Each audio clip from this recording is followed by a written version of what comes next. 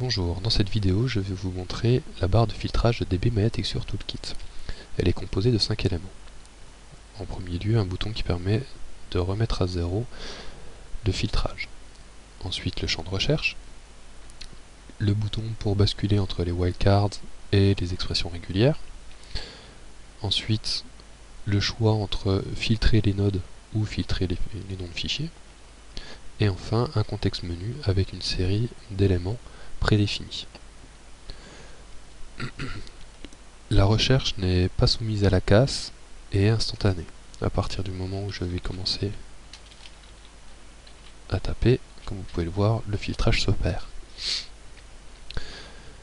On peut à tout moment basculer entre wildcards et expressions régulières et affiner sa recherche si besoin. À chaque fois que je vais valider un élément, celui-ci est ajouté à une sorte d'historique qui vient compléter votre recherche pour accéder plus rapidement à vos recherches. Si vous êtes habitué à utiliser en permanence des recherches du type _diff, _nor, vous pouvez les ajouter à ce menu contextuel.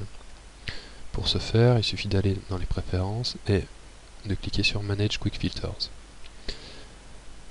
Vous voyez dans cette interface, j'ai dissocié les wildcards et les expressions régulières. Du fait des symboles, la différence des symboles, vous pouvez avoir deux listes totalement différentes.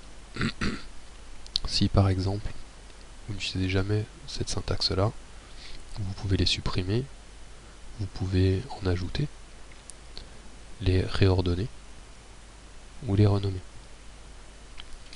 Donc si par exemple je sais que je vais chercher toujours référence, je peux le rajouter. Comme vous le voyez maintenant, quand je fais un clic droit en wildcards, j'ai accès à référence. Je peux chercher diff, etc. Par contre, quand je bascule en expression régulière, étant donné que je n'ai pas changé ma liste, la liste n'a pas changé. Voilà, j'espère que vous avez apprécié cette vidéo et je vous dis à bientôt.